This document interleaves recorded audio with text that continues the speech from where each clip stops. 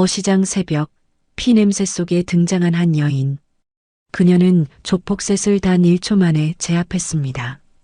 모두가 놀랐습니다. 왜냐면 그 여자는 평범한 딸이 아니었거든요. 707 특임단 출신, 현직 국정원 요원. 그녀가 싸운 건 단순한 폭력이 아니라 아버지의 정의와 삶을 지키는 싸움이었습니다. 바다와 건어물 냄새 속에서 피어난 눈물보다 뜨거운 정의의 이야기가 지금 시작됩니다. 구독, 좋아요 부탁드리며 댓글에 지금 계신 곳을 적어주시면 제가 따뜻하게 인사드릴게요. 그럼 오늘의 이야기 속으로 들어가겠습니다. 새벽 5시 인천 어시장은 아직 어둠 속에 잠겨 있었습니다. 바다에서 불어오는 찬바람이 골목을 훑고 지나가는 시각, 대부분의 사람들은 여전히 꿈속을 헤매고 있을 시간이었죠. 하지만 이곳 어시장은 달랐습니다. 새벽이면 이미 하루가 시작되는 곳, 어부들과 상인들이 부산하게 움직이며 오늘의 첫 거래를 준비하는 곳이었습니다. 윤상만은 평생을 바다와 함께 살아온 남자였습니다. 67의 나이에도 여전히 새벽이면 어김없이 일어나 어시장으로 향했죠. 주름진 손에는 오랜 세월의 흔적이 새겨져 있었고 바다 냄새가 배인 작업복은 윤상만의 삶 자체를 말해주고 있었습니다. 오늘도 윤상만은 냉동창고 앞에서 새벽 작업을 하고 있었습니다. 그런데 골목 어귀에서 낯선 인기척이 들려왔습니다. 윤상만이 고개를 들어보니 검은 점퍼를 입은 남자 3명이 천천히 다가오고 있었습니다. 어시장에서 오래 일한 윤상만은 본능적으로 느낄 수 있었죠. 이들은 평범한 상인이 아니라는 것을요. 남자들의 눈빛에는 위협적인 무언가가 담겨 있었습니다. 윤상만 씨죠? 앞장선 남자가 낮게 물었습니다. 윤상만은 대답 대신 조심스럽게 한 걸음 뒤로 물러섰습니다. 남자들은 빙 둘러서며 윤상만을 포위했습니다. 냉동창고 벽에 등을 댄 윤상만은 더 이상 물러날 곳이 없었죠. 당신이 신고했다면서요? 밀수선박 신고. 남자의 목소리에는 차가운 분노가 섞여 있었습니다. 윤상만은 침착하게 대답했습니다. 난 그저 이상한 배들이 있어서 신고했을 뿐입니다. 그저? 늙은이가 감히 우리 일에 참견을 해? 남자가 주먹을 들어 올렸습니다. 윤상만은 팔로 얼굴을 가렸지만 주먹은 거침없이 날아왔습니다. 첫 번째 타격이 옆구리를 강타했습니다. 윤상만은 신음을 삼키며 벽에 기댔습니다. 하지만 폭행은 멈추지 않았습니다. 두 번째 주먹이 얼굴을 때렸고 입안에서 쇳물 맛이 번졌습니다. 어시장은 조용히 살아야지. 정의는 누가 먹여줘? 남자들이 비웃으며 계속 주먹을 휘둘렀습니다. 윤상만의 얼굴에서 피가 흘러내렸습니다. 평생 정직하게 바다와 함께 살아온 남자가 단지 옳은 일을 했다는 이유로 이런 폭력을 당하고 있었습니다. 윤상만은 쓰러지지 않으려 버텼지만 몸은 이미 한계에 다다르고 있었죠. 바로 그때였습니다. 똑똑똑 낮은 힐소리가 골목을 울렸습니다. 규칙적이고 침착한 발소리였습니다. 남자들이 고개를 돌려보니 모자를 깊게 눌러 쓴 여자 한 명이 조용히 다가오고 있었습니다. 새벽 어둠 속에서도 윤상만은 그 실루엣을 알아볼 수 있었습니다. 그 손 놓으세요. 여자의 목소리는 낮았지만 명령하는 듯한 무게가 실려 있었습니다. 조폭 중 한 명이 코웃음을 치며 돌아섰습니다. 뭐야, 여자 하나가 감히 여기서. 말이 끝나기도 전이었습니다. 여자가 3발자국을 내디뎠고 그 짧은 순간에 3번의 정확한 타격이 이어졌습니다. 첫 번째 남자는 손목이 꺾이며 비명을 질렀고 두 번째 남자는 명치를 가격당해 그 자리에 무릎을 꿇었습니다. 세 번째 남자가 반격하려 했지만 여자의 회전 발차기가 옆구리를 강타했습니다. 불과 몇 초 만에 3명이 모두 바닥에 쓰러졌습니다. 여자가 모자를 벗었습니다. 단정하게 묶은 머리, 날카로운 눈빛, 그리고 왼손 손목에 빛나는 특별한 문양의 반지. 윤상만은 그 반지를 보는 순간 알아챘습니다. 707특임단 문양이었습니다. 아빠 다쳤어요? 여자가 윤상만에게 다가와 물었습니다. 윤상만은 믿기지 않는다는 표정으로 딸을 바라봤습니다. 다 다현이냐? 네, 아버지. 제가 왔어요. 윤다현, 34살. 전 707특임단 대위이자 현재 국정원 해외 공작요원. 윤상만의 딸이었습니다. 윤다현은 아버지의 얼굴을 살피며 조심스럽게 피를 닦아냈습니다. 바닥에 쓰러진 남자들이 신음하며 몸을 일으키려 했지만 윤다현의 차가운 눈빛 한 번에 다시 조용해졌습니다. 아버지, 일단 병원부터 가야겠어요. 윤다현은 아버지를 부축하며 일으켰습니다. 윤상만은 딸의 어깨에 기대며 물었습니다. 넌 외국에 있다고 했잖니 어떻게? 지금은 설명할 시간이 없어요. 일단 치료부터 받으세요. 윤다현의 귀국은 단순한 휴가가 아니었습니다. 국정원에서 국내 해상 밀수 조직을 조사하던 중 제보자 명단에서 아버지의 이름을 발견한 것이었습니다. 윤다현은 즉시 인천으로 향했고 어시장을 감시하다가 오늘 새벽 이 현장을 목격한 것이었죠. 윤다현은 쓰러진 남자들을 한 번 더 돌아보며 차갑게 말했습니다. 경찰에 신고했습니다. 움직이지 마세요. 골목 끝에서 사이렌 소리가 들려오기 시작했습니다. 병원 응급실의 하얀 불빛이 윤상만의 상처를 비추고 있었습니다. 의사가 얼굴의 상처를 소독하며 혀를 찼습니다. 다행히 뼈는 괜찮습니다. 하지만 타박상이 심하니 며칠은 안정을 취하셔야 해요. 윤다현은 침대 옆에 서서 아버지의 치료 과정을 지켜봤습니다. 윤상만의 얼굴에는 멍과 붓기가 여기저기 퍼져 있었고 입술은 터져서 피가 말라붙어 있었습니다. 평생 성실하게 살아온 아버지가 이런 폭력에 노출되었다는 사실이 윤다현의 가슴을 아프게 했습니다. 의사가 나간 후 병실에는 침묵이 흘렀습니다. 윤상만은 침대에 기대앉아 창밖을 바라봤습니다. 동이 트기 시작하는 하늘이 보였죠. 윤다현은 조심스럽게 입을 열었습니다. 아버지, 괜찮으세요? 응, 이 정도는 괜찮아. 윤상만은 힘없이 웃으며 대답했습니다. 하지만 윤다현은 알고 있었습니다. 아버지의 미소 뒤에 숨겨진 고통과 두려움을요. 윤상만은 천천히 고개를 돌려 딸을 바라봤습니다. 내가 왜 여기 있어? 넌 외국에 있다더니. 윤다현은 의자를 끌어당겨 아버지 곁에 앉았습니다. 윤상만의 거친 손을 잡으며 차분하게 설명하기 시작했습니다. 국정원에서 국내 해상 밀수 조직을 조사하고 있었어요. 최근 몇 달간 인천 앞바다에서 의심스러운 선박 활동이 포착됐거든요. 제가 해외 공작 임무를 마치고 돌아와서 이 사건을 맡게 됐죠. 윤다현은 잠시 말을 멈추고 아버지의 눈을 바라봤습니다. 그런데 제보자 명단을 검토하던 중에 아버지 이름이 보고서에 있더군요. 그 순간 가슴이 철렁 내려앉았어요. 윤상만은 눈을 피했습니다. 딸에게 걱정을 끼치고 싶지 않았던 마음이 역력했습니다. 윤다현은 아버지의 손을 더 꽉 잡았습니다. 왜 말씀 안 하셨어요? 위험한 일인 걸 아셨잖아요. 난 그저 바다를 지키려 했을 뿐이야. 윤상만의 목소리에는 굳은 신념이 담겨 있었습니다. 평생을 바다와 함께 살아온 남자에게 바다는 단순한 일터 이상의 의미였습니다.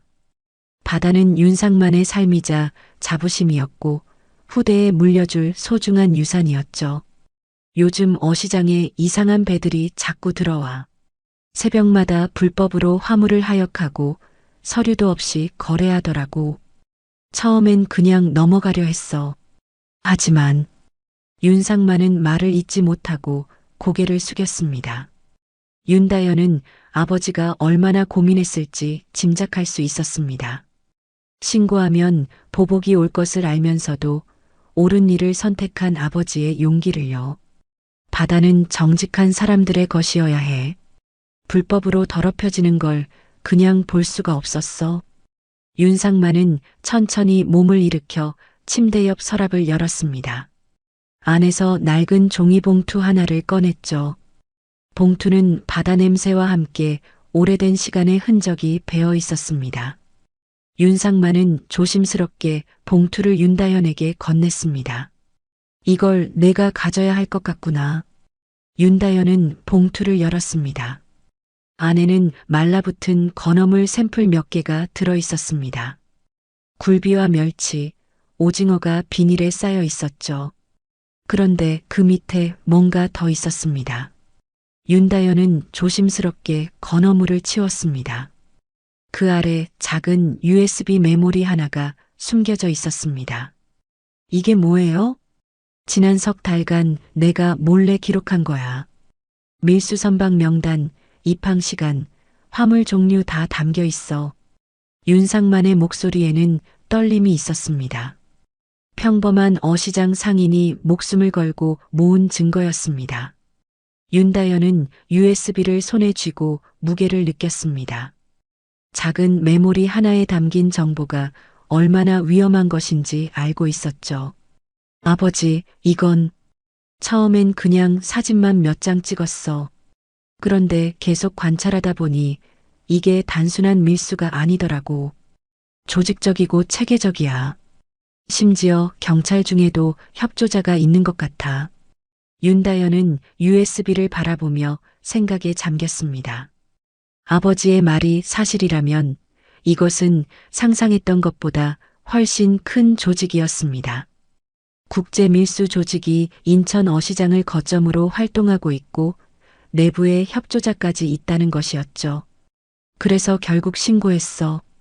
해양경찰청에. 하지만 며칠 후부터 협박 전화가 오기 시작했지. 오늘 새벽에는 직접 찾아왔고 윤상만의 얼굴에 두려움이 스쳤습니다. 하지만 곧 그 두려움은 단단한 결의로 바뀌었습니다. 하지만 후회는 안 해. 누군가는 해야 할 일이었으니까. 윤다연은 USB를 주머니에 넣으며 아버지를 바라봤습니다. 존경과 걱정이 뒤섞인 눈빛이었습니다. 국정원 요원으로서 수많은 위험한 작전을 수행해왔지만 지금 이 순간만큼은 그저 아버지가 걱정되는 딸이었습니다. 아버지, 이제 제가 맡을게요. 더 이상 위험한 일은 하지 마세요. 다연아, 너무 무리하지 마라. 이 사람들은 생각보다 위험해. 저도 알아요. 하지만 이건 제 일이기도 해요. 그리고 윤다연은 잠시 말을 멈췄다가 조용히 덧붙였습니다. 아버지를 다치게 한 사람들을 그냥 둘 순 없어요. 윤다연은 USB를 꺼내 다시 한번 살펴봤습니다. 이 작은 저장 장치 안에 담긴 정보가 전체 사건의 열쇠일 것이었습니다. 윤다연은 이제 깨달았습니다. 오늘 새벽 어시장에서 벌어진 폭행은 단순한 보복이 아니었습니다. 국제 밀수 조직이 증거를 없애기 위한 조직적인 입막음이었던 것이죠. 윤상만이 가진 정보가 얼마나 중요한지 조직이 직접 나설 만큼 위협적이었다는 의미였습니다. 아버지, 며칠만 병원에 계세요. 제가 이 사건을 정리할게요. 윤다연은 일어서며 아버지의 어깨를 다독였습니다. 창밖으로 아침 햇살이 병실을 비추기 시작했습니다. 새로운 하루가 시작되고 있었고 윤다연의 본격적인 수사도 이제 시작이었습니다. 병원을 나선 윤다연은 어시장으로 향했습니다. 아침 해가 완전히 떠올라 어시장은 활기를 되찾고 있었습니다. 생선을 나르는 상인들, 흥정하는 소리, 바다 냄새가 뒤섞인 공간. 윤다연에게는 낯설지 않은 풍경이었습니다. 어린 시절 아버지 손을 잡고 수없이 걸었던 이 골목길이었으니까요.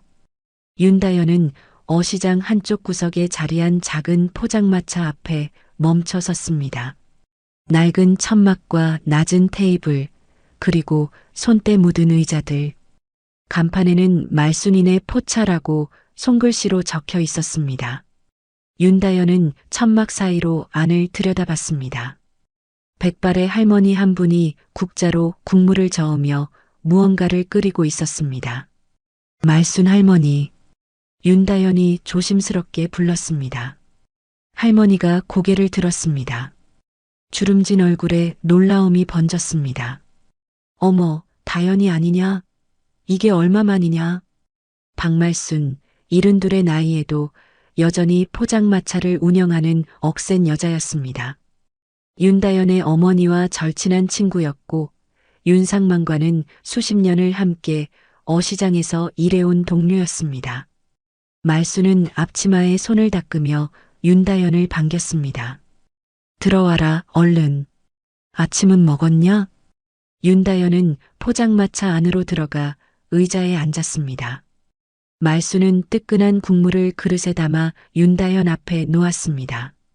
김이 모락모락 피어오르는 해장국이었습니다. 먼저 이거라도 먹어라. 얼굴이 피곤해 보이는구나. 윤다현은 국물을 한 모금 마셨습니다. 구수하고 따뜻한 맛이 목구멍을 타고 내려갔습니다. 어린 시절 어머니가 끓여주던 국 맛이 떠올랐습니다. 말순은 윤다현 맞은편에 앉으며 한숨을 쉬었습니다. 상만이 형님한테 무슨 일 있었다면서?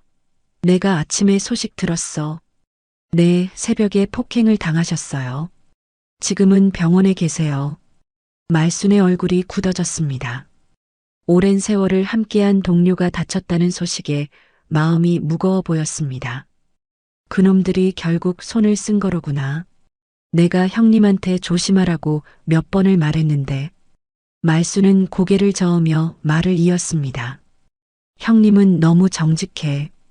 세상이 다 그렇게 돌아가면 좋겠지만 현실은 그렇지 않잖니. 요즘 어시장은 예전 같지 않아. 불법이 판치고 겉으로는 멀쩡해 보이지만 속은 썩어가고 있어. 윤다현은 국을 먹으며 말순의 이야기를 들었습니다. 말순의 목소리에는 오랜 세월의 체념과 동시에 분노가 섞여 있었습니다. 다현아, 내 어머니가 살아 있었다면 너 같은 딸을 둔 걸 자랑스러워했을 거야. 말순의 말에 윤다현의 가슴이 먹먹해졌습니다. 어머니는 윤다현이 20살 때 병으로 세상을 떠났습니다. 그 이후 윤다현은 특수부대에 지원했고 나라를 지키는 일에 헌신해 왔죠. 어머니에게 보여드리지 못한 모습들이 많았습니다. 할머니, 아버지가 모은 자료 말고 혹시 다른 증거가 있을까요? 이 조직에 대해 아시는 게 있으면 말씀해 주세요. 말순은 잠시 망설이더니 천천히 고개를 끄덕였습니다. 말순은 자리에서 일어나 포장마차 구석으로 갔습니다. 낡은 나무 상자를 열고 그 안에서 수건에 쌓인 무언가를 꺼냈습니다. 말순은 조심스럽게 그것을 윤다현 앞에 놓았습니다. 이걸 내가 가져야 할 것 같구나. 윤다현은 수건을 풀었습니다. 안에는 검은색 노트 한 권이 들어 있었습니다. 표지는 낡았지만 안의 내용은 깨끗하게 보관되어 있었습니다. 윤다현이 노트를 펼치자 빼곡하게 적힌 숫자와 이름들이 보였습니다. 이게 뭐예요? 조직의 비자금 장부야. 누가 얼마를 받았는지, 어떤 거래가 오갔는지 다 적혀 있어. 말순의 목소리가 낮아졌습니다. 주변을 살피듯 조심스러웠습니다. 1년 전쯤이었어. 밤늦게 포차를 정리하다가 골목에서 싸움 소리가 들렸지. 나가보니 조직 놈들이 한 남자를 때리고 있더라고. 그 남자가 이 노트를 길바닥에 떨어뜨렸어. 놈들이 가고 난 후에 내가 주었지. 윤다현은 노트를 넘기며 내용을 확인했습니다. 거래 날짜, 금액, 관련자 이름까지 상세하게 기록되어 있었습니다. 심지어 공무원으로 보이는 직함들도 적혀 있었습니다. 이것은 단순한 장부가 아니었습니다. 조직의 전체 구조를 파악할 수 있는 결정적 증거였습니다. 할머니, 이걸 왜 경찰에 넘기지 않으셨어요? 말수는 쓸쓸하게 웃었습니다. 처음엔 신고하려고 했어. 그런데 노트를 보다 보니 경찰 이름도 몇 개 적혀 있더라고. 누굴 믿어야 할지 몰라서 그냥 숨겨뒀지. 혼자 안고 살기엔 너무 무거웠는데 이제야 넘길 사람이 생긴 것 같구나. 말수는 노트 옆에 작은 비닐봉지를 하나 더 꺼냈습니다. 안에는 굴비 한 마리와 멸치 한 줌이 들어 있었습니다. 정성스럽게 말린 생선들이었습니다. 이것도 가져가렴. 상만이 형님이 직접 말린 거야. 형님은 평생 정직하게 생선을 말렸어. 꼼수 안 부리고 좋은 재료로 제대로 된 방법으로. 말수는 굴비를 손으로 쓰다듬으며 말을 이었습니다. 정직하게 말린 생선은 썩지 않아. 시간이 지나도 그 맛과 향이 남아있지. 사람도 그래야 해. 정의도 마찬가지고. 윤다현은 말없이 굴비를 바라봤습니다. 황금빛으로 마른 굴비에는 아버지의 손길이 느껴졌습니다. 새벽부터 저녁까지 성실하게 일하던 아버지의 모습, 바다 냄새가 배인 작업복, 거친 손으로 생선을 다듬던 모습들이 주마등처럼 지나갔습니다. 아버지는 평생 이렇게 사셨죠. 정직하게, 바르게. 그래. 그래서 형님을 존경해. 요즘 세상에 그렇게 사는 게 얼마나 어려운지 아니? 하지만 형님은 흔들리지 않았어. 내가 형님의 딸인 게 자랑스럽겠다. 말수는 윤다현의 손을 잡았습니다. 주름진 손이었지만 힘이 느껴졌습니다. 이제 내가 형님을 지켜줘야 해. 그리고 이 어시장도 우리 같은 사람들도 내가 할 수 있는 일이잖니. 윤다현은 고개를 끄덕였습니다. 노트와 굴비를 가방에 넣으며 말순을 바라봤습니다. 할머니, 감사합니다. 이 증거로 반드시 조직을 무너뜨릴게요.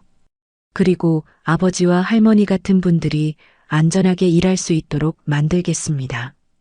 윤다현은 포장마차를 나서며 다시 한번 어시장을 둘러봤습니다.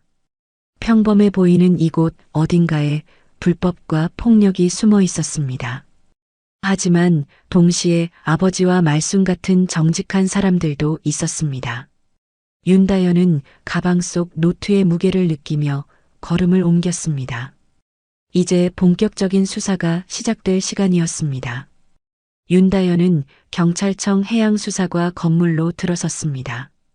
인천 연안부두가 한눈에 보이는 이곳에서 밀수 사건을 담당하는 부서가 있었습니다. 윤다현은 로비 직원에게 신분증을 제시했습니다. 최태민 경위를 만나러 왔습니다.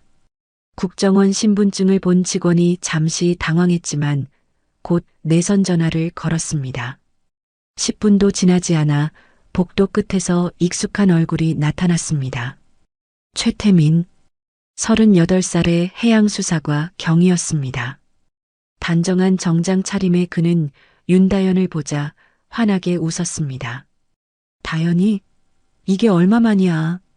최태민은 반갑게 다가와 악수를 청했습니다. 윤다현도 미소로 화답했습니다. 707특임단 시절 동기였던 두 사람은 함께 훈련받고 작전을 수행했던 사이였습니다. 사무실로 가자. 커피라도 한잔하면서. 최태민의 사무실은 깔끔했습니다. 책상 위 서류들이 정돈되어 있었고 벽에는 표창장 몇 개가 걸려 있었습니다. 최태민이 커피를 건네며 물었습니다. 갑자기 무슨 일로? 국정원 일로 왔어? 윤다현은 커피잔을 내려놓으며 직설적으로 말했습니다. 인천 어시장 밀수 조직건이야. 제보자 중 한 명이 우리 아버지셔. 어제 새벽에 폭행당하셨어. 최태민의 표정이 굳었습니다. 윤 대위님이 괜찮으셔? 큰 부상은 아니야. 하지만 태민, 이건 단순한 사건이 아니야. 윤다현은 가방에서 USB를 꺼내 책상 위에 놓았습니다. 아버지가 모은 증거야. 밀수 선박 명단, 거래 내역이 다 들어있어. 그런데 문제가 있어. 무슨 문제? 밀수단 내부에 경찰 협조자가 있어. 침묵이 흘렀습니다. 최태민은 USB를 바라보며 손가락으로 책상을 두드렸습니다. 윤다현은 최태민의 눈을 똑바로 응시하며 천천히 물었습니다. 설마 너는 아니지? 최태민의 손가락이 멈췄습니다. 그가 천천히 뒤로 몸을 기대며 웃음을 흘렸습니다. 하지만 그 웃음은 차갑고 날카로웠습니다. 다현아, 세상은 정의로 안 돌아가. 윤다현의 얼굴이 굳어졌습니다. 최태민은 자리에서 일어나 창문 쪽으로 걸어갔습니다. 바다를 바라보는 그의 뒷모습에서 냉소가 느껴졌습니다. 707 시절 우리가 목숨 걸고 싸웠지. 그런데 뭐가 남았어? 박봉의 위험한 일만 계속하고. 난 지쳤어, 다현아. 그래서 밀수 조직과 손을 잡았어? 동료를 배신했어? 최태민이 돌아섰습니다. 그의 눈빛에는 미련도 후회도 없었습니다. 배신? 난 살아남기 위해 선택했을 뿐이야. 윤다현은 주먹을 꽉 쥐었습니다. 분노가 치밀어 올랐지만 침착함을 잃지 않았습니다. 그 말 아버지 앞에서도 할 수 있겠어? 폭행당한 아버지 앞에서? 최태민의 표정이 일그러졌습니다. 그는 책상 서랍을 열었습니다. 윤다현의 몸이 본능적으로 긴장했습니다. 최태민의 손에 무기가 들려 있었습니다. 미안하지만 넌 너무 많이 알았어. 무기는 윤다현을 향했습니다. 윤다현은 재빠르게 몸을 숙이며 책상 옆으로 굴렀습니다. 최태민의 무기를 던지는 순간이었습니다. 거기까지. 사무실 문이 열리며 중년 남자의 목소리가 울렸습니다. 낮고 권위 있는 음성이었습니다. 회색 정장을 입은 50대 남자가 사무실로 걸어 들어왔습니다. 날카로운 눈빛과 강한 존재감이 공간을 압도했습니다. 이도경, 국정원 해외파트 팀장입니다. 이도경은 신분증을 보이며 최태민을 응시했습니다. 최태민이 당황하며 무기를 내렸습니다. 이도경의 뒤에서 2명의 국정원 요원이 들어왔습니다. 최태민 경위, 국가보안법 위반 및 직권남용 혐의로 긴급 체포합니다. 내부 첩자 확인. 국정원 관할로 이첩합니다. 요원들이 최태민에게서 무기를 빼앗고 수갑을 채웠습니다. 최태민은 저항하지 않았습니다. 모든 것이 끝났다는 걸 알고 있었습니다. 그가 끌려나가며 윤다현을 돌아봤습니다. 눈빛에는 말할 수 없는 감정이 담겨 있었습니다. 사무실 문이 닫히고 윤다현과 이도경만 남았습니다. 윤다현은 책상 위에 USB를 집어들었습니다. 이도경이 물었습니다. 그게 증거입니까? 네, 아버지가 모은 자료입니다. 그리고 추가 증거도 있습니다. 윤다현은 가방에서 말순의 장부를 꺼냈습니다. 이도경은 장부를 훑어보며 고개를 끄덕였습니다. 잘했습니다. 내부 첩자는 제거했고 이제 핵심만 남았군요. 조직의 보스 말입니까? 강도혁입니다. 이 밀수 조직의 실질적 운영자죠. 오늘 밤 인천 삼부두에서 대규모 거래가 있을 예정입니다. 이도경은 윤다현을 바라보며 말을 이었습니다. 윤다현 요원, 당신이 처음부터 이 사건을 추적했습니다. 마지막 작전도 당신이 주도하십시오. 윤다현의 눈빛이 더 차가워졌습니다. 아버지를 폭행한 조직, 동료를 배신자로 만든 조직. 이제 그 끝을 볼 시간이었습니다. 작전명은 무엇입니까? 블루넷입니다. 바다의 그물처럼 한 명도 빠져나가지 못하게 합니다. 이도경은 작전 파일을 건넸습니다. 윤다현은 파일을 받아들며 단호하게 말했습니다. 오늘 밤 모든 걸 끝내겠습니다. 창밖으로 해가 기울고 있었습니다. 밤이 오고 있었습니다. 결전의 시간이 다가오고 있었습니다. 윤다현은 주먹을 꽉 쥐었습니다. 손목에 707 문양 반지가 빛났습니다. 평생을 정직하게 살아온 아버지를 위해, 그리고 어시장의 선한 사람들을 위해 윤다현은 마지막 전투를 준비했습니다. 바다 위로 저녁 노을이 붉게 물들고 있었습니다. 고요한 바다 아래에서 폭풍이 준비되고 있었습니다. 밤 11시 인천 삼부두.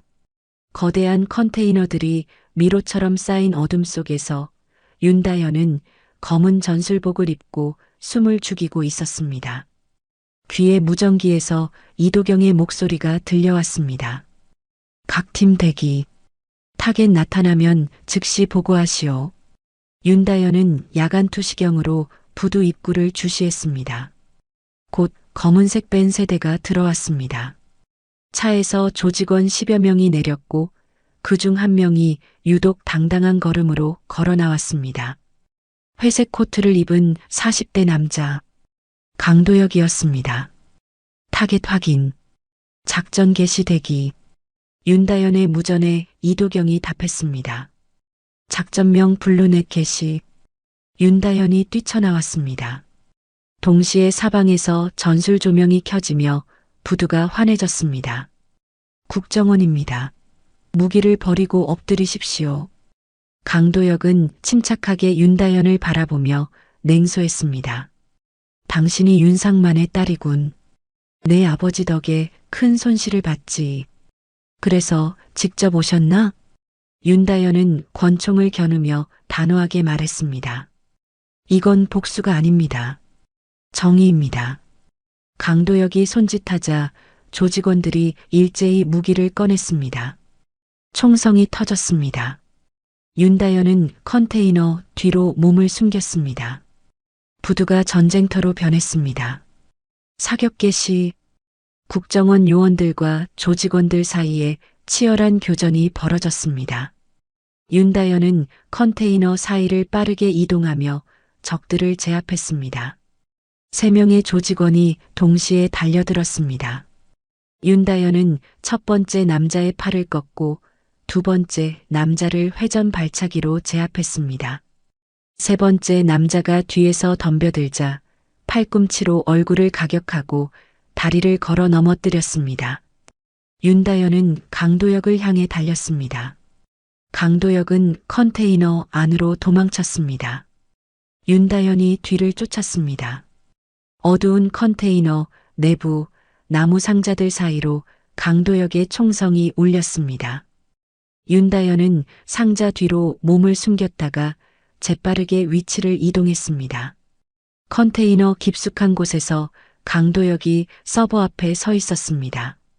밀수 조직의 모든 거래 기록이 담긴 서버였습니다. 강도혁은 무언가를 조작하고 있었습니다. 그 서버 폭파하려는 거죠?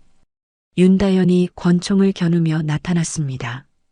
강도혁이 비웃었습니다. 이미 늦었어. 3분 후면 모든 증거가 사라진다. 서버 화면에 카운트다운이 표시됐습니다. 2분 40초. 강도혁은 컨테이너 밖으로 뛰쳐나갔습니다. 윤다현은 잠깐 망설였지만 서버 쪽으로 달려갔습니다. 증거 없이는 조직 전체를 잡을 수 없었습니다. 폭발물 설치됐습니다. 대피하세요. 윤다현은 무전기에 외치며 서버를 살폈습니다. 복잡하게 얽힌 전선들. 2분, 1분 30초, 1분. 윤다현은 침착하게 전선을 분석했습니다. 빨간 전선을 칼로 끊었습니다. 카운트다운이 멈췄습니다. 휴! 윤다현은 서버를 들고 밖으로 나왔습니다. 부두에서는 이미 교전이 끝나 있었습니다. 조직원들이 모두 제압됐지만 강도혁은 보이지 않았습니다. 부두 끝에서 보트 엔진 소리가 들렸습니다. 도망치고 있습니다. 윤다현이 달려갔지만 강도혁의 보트는 이미 바다로 나가고 있었습니다. 거리가 너무 멀었습니다. 윤다현이 권총을 내리려는 순간 바다 반대편에서 강한 조명이 켜졌습니다. 해양경찰입니다. 즉시 정지하십시오. 해양경찰 고속정이 강도역의 보트를 가로막았습니다. 강도역은 더 이상 도망칠 곳이 없었습니다. 해양경찰이 보트에 올라타 강도역을 체포했습니다. 윤다현은 그 광경을 바라보며 무릎을 꿇었습니다. 긴장이 풀리며 온몸에 힘이 빠졌습니다. 이도경이 다가와 어깨를 두드렸습니다. 수고했습니다. 서버는 무사합니까? 네, 확보했습니다. 윤다현은 서버를 건네며 하늘을 올려다봤습니다. 구름 사이로 달빛이 쏟아졌습니다. 아버지의 얼굴이 떠올랐습니다. 끝났어요, 아빠. 이제 다 드러났어요. 이도경이 말했습니다. 이 서버에 조직의 모든 거래 내역이 담겨 있습니다. 협조자들, 자금 흐름, 밀수 루트까지. 이제 조직 전체를 뿌리째 뽑을 수 있습니다. 윤다현은 바다를 바라봤습니다. 붉은 경광등이 파도를 비추고 있었습니다. 해양경찰 고속정이 강도역을 싣고 부두로 돌아오고 있었습니다. 조직원들은 모두 수갑에 채워져 호송차로 실려가고 있었습니다. 윤요원, 이도경이 불렀습니다. 당신 아버지가 목숨 걸고 모은 증거, 그리고 당신이 오늘 보여준 용기. 이것이 진짜 정의입니다. 윤다현은 고개를 숙이며 대답했습니다. 아버지께 배웠습니다. 정직하게 사는 것, 옳은 일을 하는 것. 그게 얼마나 어려운지도 알게 됐고요. 강도역이 부두에 내렸습니다. 해양경찰에게 붙잡힌 채였습니다. 강도역은 윤다현을 보며 말했습니다. 결국 이겼군. 하지만 세상은 안 바뀌어. 또 다른 나 같은 놈이 나타날 거야. 윤다현은 강도역을 똑바로 바라보며 대답했습니다. 그래도 오늘 정의가 이겼습니다. 그걸로 충분해요. 강도역이 호송차에 실렸습니다. 사이렌 소리가 멀어져 갔습니다. 부두에는 고요함이 찾아왔습니다. 윤다현은 주머니에서 휴대전화를 꺼내 아버지에게 전화를 걸었습니다. 아빠, 저예요. 윤상만의 목소리가 들렸습니다. 다현아, 괜찮은 거냐? 네, 다 끝났어요. 조직 전부 잡았어요. 아버지가 모은 증거 덕분이에요. 전화기 너머로 윤상만의 안도하는 한숨이 들렸습니다. 고생했다, 딸. 아버지야말로요. 이제 안전하게 일하실 수 있을 거예요. 윤다현은 전화를 끊고 바다를 바라봤습니다. 동쪽 하늘이 서서히 밝아오고 있었습니다. 긴 밤이 지나고 새벽이 오고 있었습니다. 윤다현은 손목에 707 반지를 만지작거렸습니다. 오늘 밤 윤다현은 국정원 요원으로서가 아니라 딸로서 싸웠습니다. 그리고 이겼습니다. 바다 위로 첫 햇살이 퍼져나갔습니다. 며칠 후 병원 복도에는 따뜻한 오후 햇살이 들어오고 있었습니다. 윤다현은 손에 커다란 종이봉투를 들고 아버지가 입원한 병실로 향했습니다. 밤새 작전을 마치고 보고서를 작성하느라 잠을 제대로 못 잤지만 윤다현의 발걸음은 가벼웠습니다. 병실 문을 열자 윤상만이 침대에 앉아 창밖을 바라보고 있었습니다. 얼굴에 멍은 많이 가라앉았지만 아직 붓기가 남아 있었습니다. 윤상만은 문 여는 소리에 고개를 돌렸습니다. 다현아, 왔구나. 아빠 어떠세요? 윤다현은 침대 옆 의자에 앉으며 아버지의 얼굴을 살폈습니다. 윤상만은 힘없이 웃으며 손을 흔들었습니다. 이제 괜찮아. 의사 선생님이 내일 퇴원해도 된다고 하셨어. 다행이에요. 윤다현은 들고 온 종이봉투를 아버지 앞에 놓았습니다. 윤상만은 궁금한 표정으로 봉투를 바라봤습니다. 이게 뭐냐? 열어보세요. 윤상만은 조심스럽게 봉투를 열었습니다. 안에서 비닐에 쌓인 건어물들이 나왔습니다. 황금빛 굴비, 은빛 멸치, 오징어가 정성스럽게 포장되어 있었습니다. 윤상만은 굴비를 손에 들고 자세히 살폈습니다. 말린 정도, 색깔, 크기까지 평생 생선을 다뤄온 사람의 눈으로 보고 있었습니다. 이거, 윤상만의 목소리가 떨렸습니다. 내가 어릴 때 내가 말리던 그 굴비 같네. 윤다연은 미소 지으며 고개를 끄덕였습니다. 맞아요. 말순 할머니가 아버지 방식대로 말린 거래요. 아버지께 드리라고 주셨어요. 윤상만은 굴비를 코에 가까이 대고 냄새를 맡았습니다. 바다의 향, 소금기, 그리고 시간의 깊이가 느껴졌습니다. 윤상만의 눈가가 촉촉해졌습니다. 이 냄새 참 오랜만이구나. 아버지가 만든 굴비, 세상에서 제일 맛있죠? 윤다연의 말에 윤상만이 웃었습니다. 평생 바다와 함께 살아온 남자의 소박하지만 자부심 넘치는 웃음이었습니다.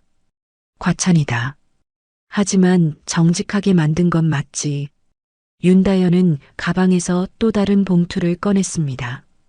이번에는 서류가 들어있는 갈색 봉투였습니다. 윤상만에게 조심스럽게 건넸습니다. 이것도 드릴 게 있어요. 윤상만이 봉투를 열자 서류 몇 장이 나왔습니다.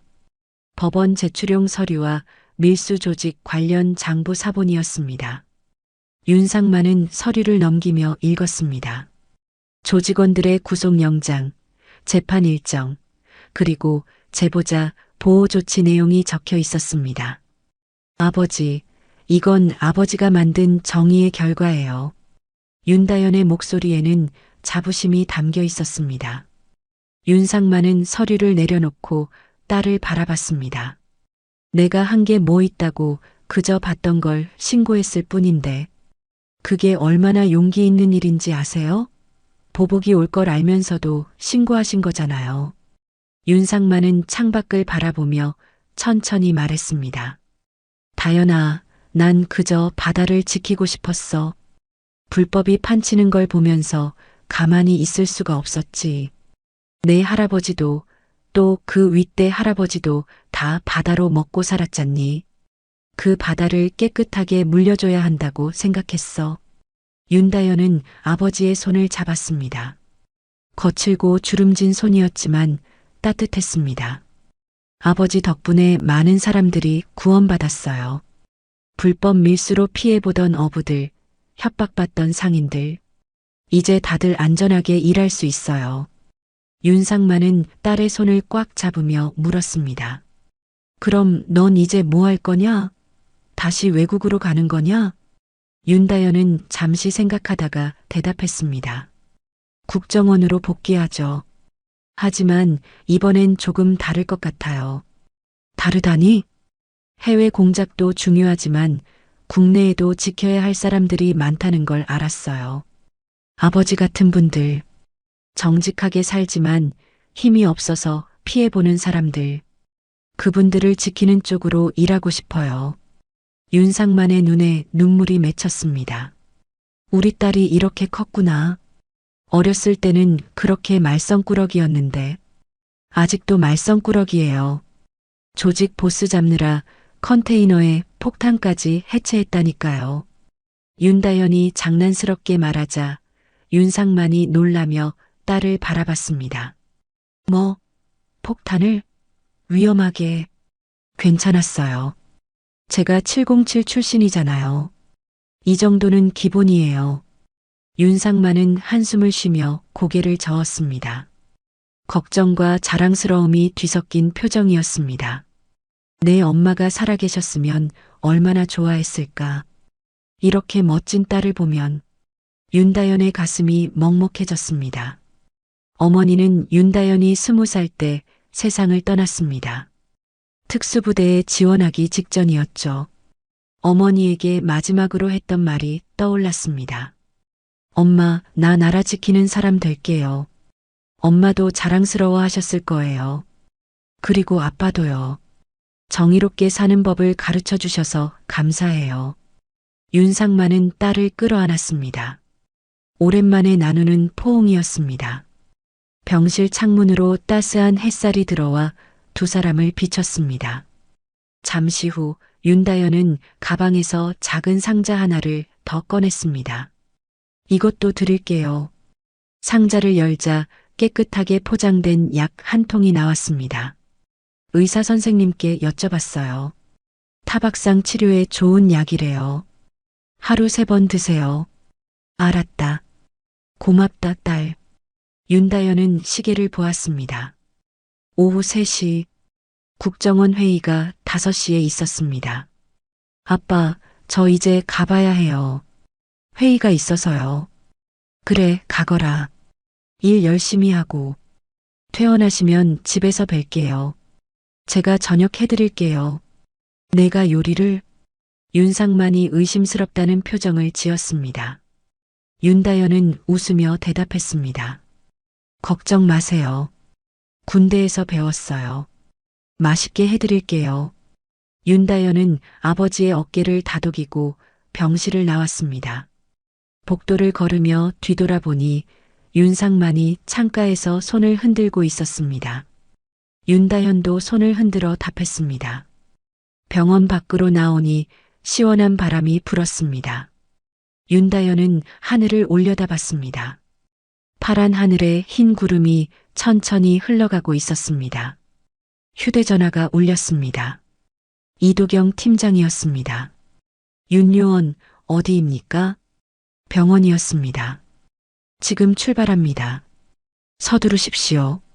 장관님께서 직접 치하하신답니다. 알겠습니다. 윤다현은 전화를 끊고 차에 올랐습니다. 시동을 걸며 백미러로 병원을 바라봤습니다. 저 안에 아버지가 계셨습니다. 평생을 정직하게 살아온 아버지. 그 아버지의 딸로 태어난 것이 자랑스러웠습니다. 윤다현은 엑셀을 밟았습니다. 차가 천천히 움직이기 시작했습니다. 새로운 임무가 기다리고 있었습니다. 하지만 이제 윤다현은 알고 있었습니다. 진짜 정의가 무엇인지, 아버지가 보여준 용기, 말순 할머니가 지킨 양심, 그리고 어시장 사람들의 정직함. 그것이 바로 진짜 정의였습니다. 차창 밖으로 바다가 보였습니다. 푸른 바다 위로 햇살이 반짝이고 있었습니다. 한 달 후 인천지방법원 대법정에는 긴장감이 흐르고 있었습니다. 방청석에는 어시장 상인들과 피해자 가족들이 자리를 채우고 있었습니다. 윤다현은 증인석 근처에 앉아 있었고 윤상만은 제보자석에 앉아 있었습니다. 판사가 망치를 두드렸습니다. 피고인 강도혁, 최태민 및 공범들에 대한 선고를 시작하겠습니다. 법정이 조용해졌습니다. 판사가 선고문을 읽기 시작했습니다. 피고인 강도혁은 조직적 밀수, 폭행교사, 증거인멸 시도 등의 혐의로 징역 15년을 선고합니다. 피고인 최태민은 직권남용, 뇌물수수, 범죄조직 방조 혐의로 징역 10년을 선고합니다. 방청석에서 안도의 한숨이 터져나왔습니다. 윤상만은 눈을 감고 깊은 숨을 내쉬었습니다. 윤다현은 아버지를 바라보며 미소 지었습니다. 정의가 승리한 순간이었습니다. 재판이 끝나고 법정을 나서자 어시장 상인들이 윤상만을 둘러쌌습니다. 형님, 고생하셨습니다. 형님 덕분에 우리가 살았어요. 윤상만은 손을 흔들며 겸손하게 말했습니다. 내가 한 게 뭐 있습니까? 다 함께 이뤄낸 거죠. 말순이 앞으로 나왔습니다. 윤상만과 윤다현을 보며 환하게 웃었습니다. 형님, 다현아, 오늘 포차로 오세요. 제가 대접할 게 있어요. 저녁 무렵 윤다현과 윤상만은 어시장의 말순 포장마차로 향했습니다. 해가 지고 있는 어시장은 평화로웠습니다. 상인들이 웃으며 장사를 마무리하고 있었고 아이들이 골목을 뛰어다니고 있었습니다.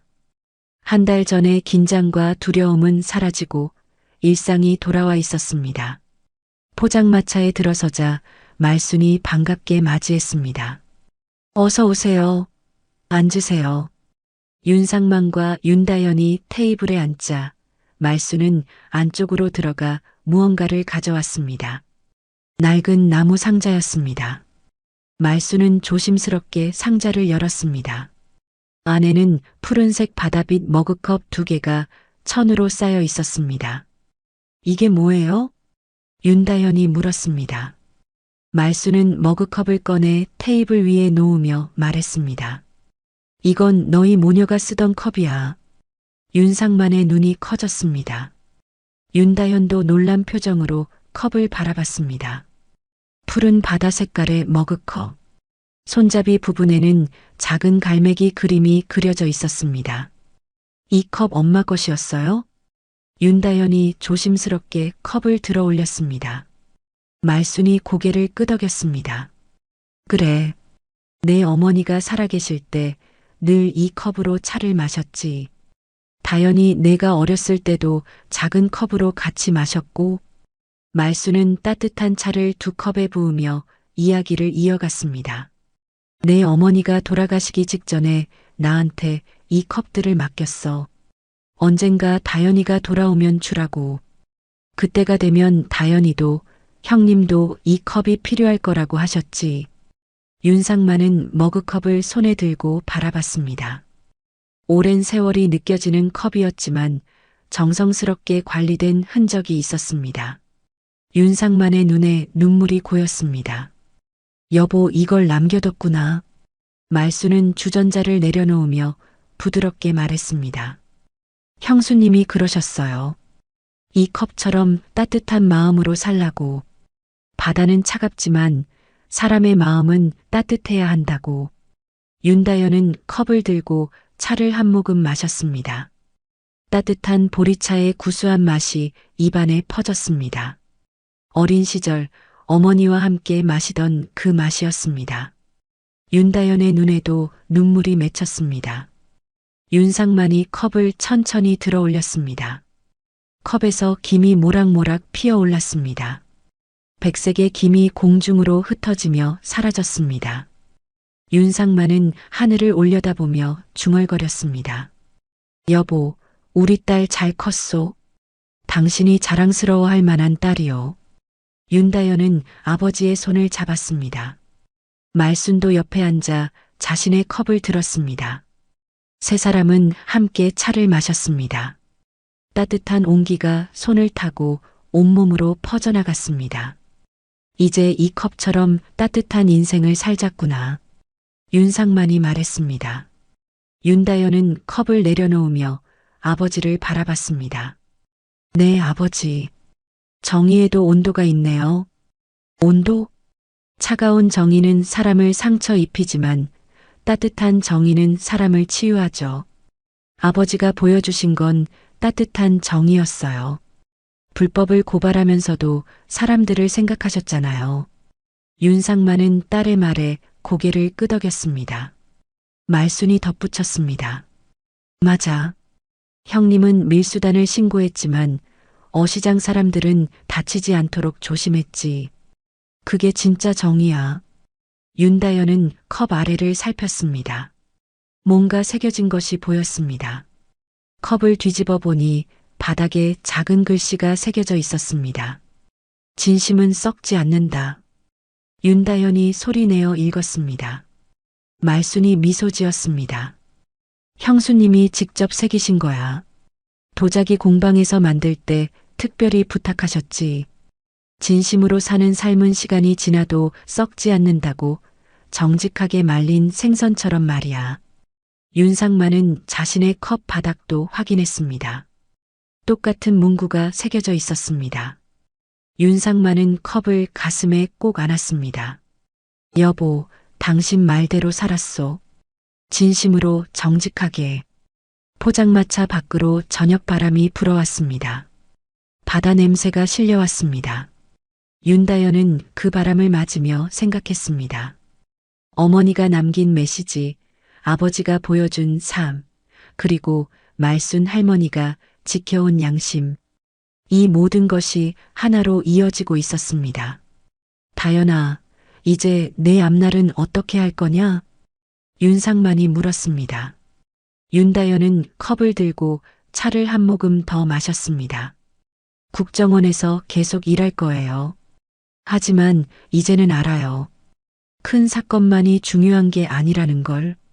아버지 같은 분들을, 어시장 같은 곳을 지키는 것도 중요하다는 걸요. 말순이 윤다연의 어깨를 두드렸습니다. 잘 생각했어. 큰 영웅보다 작은 영웅이 더 많이 필요한 법이야. 세 사람은 다시 컵을 들어 올렸습니다. 푸른 바다빛 머그컵이 포장마차의 희미한 불빛을 받아 반짝였습니다. 윤다연은 컵을 바라보며 속으로 다짐했습니다. 어머니처럼 아버지처럼 진심으로 살겠다고. 정의를 지키되 따뜻한 정의를 실천하겠다고. 건배. 세 사람의 컵이 부딪혔습니다. 맑은 소리가 울렸습니다. 포장마차 안은 따뜻한 웃음으로 가득 찼습니다. 바깥에서는 어시장의 일상이 계속되고 있었습니다. 평화롭고 안전한 일상. 윤상만과 윤다연이 목숨 걸고 지켜낸 일상이었습니다. 말순이 다시 차를 따라주며 말했습니다. 이제 평화로운 날들만 남았어. 함께 행복하게 살자고. 윤다연은 고개를 끄덕이며 아버지를 바라봤습니다. 윤상만은 딸을 향해 환하게 웃고 있었습니다. 그 미소에는 고생 끝의 안도감과 자랑스러운 아버지의 사랑이 담겨 있었습니다. 밤하늘에 별이 떠오르기 시작했습니다. 바다 위로 달빛이 반짝이고 있었습니다. 한 달 후 아침 뉴스가 전국을 울렸습니다. 앵커의 목소리가 차분하게 뉴스를 전했습니다. 인천 어시장을 거점으로 활동하던 대규모 밀수 조직이 전원 구속됐습니다. 이번 사건은 어시장 상인 윤상만 씨의 제보로 시작됐으며 국정원과 해양경찰의 합동 작전으로 조직 전체가 검거됐습니다. 전문가들은 이번 사건이 일반 시민의 용기가 얼마나 중요한지 보여주는 사례라고 평가하고 있습니다. 화면에는 인천 어시장의 평화로운 아침 풍경이 비쳤습니다. 상인들이 웃으며 생선을 정리하고 손님들이 여유롭게 장을 보고 있었습니다. 한 달 전의 긴장감은 온데간데 없었습니다. 윤상만은 어시장 한쪽에 마련된 자신의 작업장에서 생선을 말리고 있었습니다. 새로 만든 간판이 햇빛을 받아 반짝이고 있었습니다. 수제 건어물 윤간해라는 글씨가 선명했습니다. 윤상만은 굴비 한 마리를 집어들고 햇빛에 비춰보았습니다. 황금빛이 영롱하게 빛났습니다.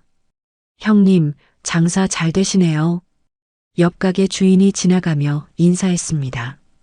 윤상만은 환하게 웃으며 손을 흔들었습니다. 덕분입니다. 다들 건강하시죠? 그럼요. 요즘 어시장이 얼마나 평화로운데요.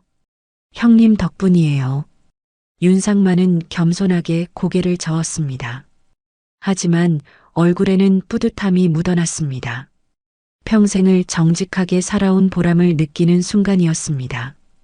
윤상만은 다시 굴비를 줄에 걸며 작업을 이어갔습니다. 바다바람이 불어와 굴비들을 흔들었습니다. 오전 10시쯤 익숙한 발소리가 들렸습니다. 윤상만이 고개를 들어보니 윤다연이 캐주얼한 옷차림으로 걸어오고 있었습니다. 평상복을 입은 윤다연은 국정원 요원이 아닌 그저 평범한 딸의 모습이었습니다. 아빠, 다연아 왔구나. 오늘 쉬는 날이냐? 네, 휴가 받았어요. 아버지 도와드리려고요. 윤다연은 작업대 앞에 서서 굴비들을 바라봤습니다. 정성스럽게 말린 생선들이 줄지어 걸려 있었습니다. 윤다연은 코를 벌름거리며 냄새를 맡았습니다. 이 냄새 어렸을 때부터 맡던 냄새인데 이제 알겠어요. 뭘 알았는데? 이 굴비 냄새가 자랑스러워요. 윤상만은 딸의 말에 잠시 손을 멈추고 윤다연을 바라봤습니다. 윤다연이 계속 말했습니다. 어렸을 땐 이 냄새가 싫었어요. 옷에 배고 머리에 배고 친구들이 놀리기도 했죠. 그런데 지금은 이 냄새가 세상에서 제일 좋아요. 이건 아버지의 땀 냄새고 정직함의 냄새니까요. 윤상만의 눈가가 촉촉해졌습니다. 평생을 바다와 함께 살면서 누구도 알아주지 않았던 수고로움을 딸이 이해해주고 있었습니다. 이 냄새가 우리 집의 향기지. 윤상만은 웃으며 굴비 한 마리를 윤다현에게 건넸습니다. 이거 집에 가져가거라. 구워 먹으면 맛있어. 감사합니다. 근데 아빠, 차 한잔 할까요? 목마르시죠? 윤다현은 가방에서 보온병과 2개의 머그컵을 꺼냈습니다. 푸른 바다빛 머그컵이었습니다. 말순에게 받았던 바로 그 컵들이었습니다. 윤다현은 보온병에서 따뜻한 보리차를 2컵에 따랐습니다. 윤상만과 윤다현은 작업대 옆 의자에 나란히 앉았습니다. 두 사람은 같은 블루 머그컵을 들고 따뜻한 차를 마셨습니다. 바다가 보이는 곳이었습니다. 아침 햇살이 파도 위에서 반짝이고 있었습니다. 아빠, 제가 깨달은 게 있어요. 윤다현이 조용히 말했습니다. 윤상만은 차를 마시며 딸의 이야기를 들었습니다. 정의가 뭔지 이제야 알겠어요. 정의는 거창한 게 아니에요. 큰 조직을 잡는 것도 중요하지만 진짜 정의는 이렇게 매일을 바르게 사는 거더라고요. 윤상만은 고개를 끄덕이며 바다를 바라봤습니다. 맞아. 내 말이 맞다. 매일 아침 일어나서 정직하게 일하고 거짓 없이 사람들을 대하고 옳은 일을 선택하는 것. 그게 진짜 정의지. 아버지는 평생 그렇게 사셨어요. 어려워도 손해봐도 정직하게 사셨죠. 그게 얼마나 대단한 일인지 이제 알아요. 윤다현은 컵을 2손으로 감싸 쥐었습니다. 따뜻한 온기가 전해졌습니다. 국정원에서 일하면서 큰 사건들을 많이 봤어요. 국제범죄, 테러 조직, 첩보전. 다 중요한 일이었죠. 하지만 아버지가 보여주신 작은 용기가 더 크게 느껴져요. 평범한 시민이 위험을 무릅쓰고 신고한 것. 그게 진짜 영웅이에요. 윤상만은 딸의 머리를 쓰다듬었습니다. 과찬이다. 난 그저 할 일을 했을 뿐이야. 그게 어려운 거예요, 아빠. 할 일을 하는 게, 모두가 외면할 때 나서는 게, 손해볼 걸 알면서도 옳은 선택을 하는 게요. 두 사람은 잠시 침묵 속에서 차를 마셨습니다. 어시장의 소란스러운 소리, 갈매기 울음소리, 파도 소리가 어우러졌습니다. 평화로운 일상의 소리였습니다. 말순이 멀리서 손을 흔들며 다가왔습니다. 형님, 다현아, 점심 먹으러 와요. 윤상만과 윤다현은 자리에서 일어났습니다. 윤다현은 아버지의 팔짱을 끼었습니다. 아빠, 걸어가요. 천천히. 그래, 천천히 가자. 두 사람은 어시장 골목을 걸었습니다. 상인들이 인사했고 윤상만은 하나하나 답례했습니다. 윤다현은 이 풍경이 좋았습니다. 평범하지만 따뜻한, 정직하지만 행복한 일상이었습니다. 말순의 포장마차에 도착해서 세 사람은 함께 식사를 했습니다. 소박한 반찬과 따뜻한 국이 차려졌습니다. 윤다현은 한 숟가락 떠먹으며 미소 지었습니다. 이 맛 변하지 않았네요. 당연하지. 정직한 재료로 정성껏 만들면 맛이 변할 리 없어. 말순의 말에 세 사람이 웃었습니다. 식사를 마치고 윤다현은 시계를 봤습니다. 오후 2시, 국정원 사무실로 돌아가야 할 시간이었습니다. 비록 휴가였지만 중요한 보고서를 마무리해야 했습니다. 아빠, 저 이제 가봐야 해요. 그래, 조심해서 가거라. 윤다현은 아버지를 껴안았습니다. 단단한 포옹이었습니다. 윤상만도 딸을 꽉 안았습니다. 다현아, 고맙다. 내가 있어서 아빠는 행복해. 저도요, 아빠. 아버지 딸이어서 자랑스러워요. 윤다현은 말순에게도 인사했습니다. 할머니, 맛있었어요. 또 올게요. 그래, 자주 와라. 우리 다연이. 윤다연은 어시장을 빠져나와 주차장으로 향했습니다. 차에 올라타 백미러로 어시장을 바라봤습니다. 아버지가 작업장으로 돌아가는 뒷모습이 보였습니다. 윤다연은 시동을 걸며 중얼거렸습니다. 아빠, 건강하세요. 제가 지킬게요. 아버지 같은 분들을. 차가 출발했습니다. 윤다연은 바다 쪽을 한번 바라봤습니다. 푸른 바다 위로 햇살이 쏟아지고 있었습니다. 파도가 출렁이며 해안으로 밀려왔다가 다시 돌아갔습니다. 끊임없이 반복되는 파도의 움직임. 윤다연은 파도를 보며 생각했습니다. 정의도 파도 같다고. 때로는 밀려나가는 것 같지만 결국 돌아온다고. 아버지가 뿌린 정의의 씨앗이 결실을 맺었듯이 정의는 반드시 돌아온다고. 정의는 파도처럼 돌아온다. 윤다연은 작게 중얼거리며 엑셀을 밟았습니다. 차가 도로로 진입했습니다. 백미러에 비친 어시장이 점점 멀어졌습니다. 하지만 윤다연의 마음속에는 그곳이 선명하게 남아 있었습니다. 아버지의 정직함, 어머니의 따뜻함, 말순의 지혜. 모두가 윤다연을 만든 소중한 조각들이었습니다. 윤다연은 핸들을 잡으며 앞을 바라봤습니다. 앞으로도 많은 사건이 기다리고 있을 것입니다. 어려운 선택의 순간도 올 것입니다. 하지만 이제 윤다연은 알고 있었습니다. 어떻게 살아야 하는지를. 아버지처럼, 어머니처럼 진심으로 정직하게. 바다 위로 아침 햇살이 더욱 환하게 퍼져나갔습니다. 새로운 하루가 시작되고 있었습니다. 인천 어시장에는 평화가 찾아왔고 윤상만은 오늘도 정직하게 생선을 말리고 있었습니다. 윤다연은 다시 정의를 지키는 일로 돌아갔습니다. 각자의 자리에서 각자의 방식으로 정의를 실천하고 있었습니다. 하늘은 맑았고 바다는 푸르렀습니다. 파도는 끊임없이 밀려왔다가 돌아갔습니다. 정의처럼, 희망처럼 영원히 반복되며 달빛 인생사연 은감동 오디오북으로 인생사연과 공감 이야기를 전해드립니다. 구독과 좋아요로 더 많은 인생사연과 공감 이야기를 만나보세요. 지금 듣고 계신 장소를 댓글로 남겨주시면 제가 반갑게 인사드리겠습니다. 오늘도 함께 해주셔서 감사합니다.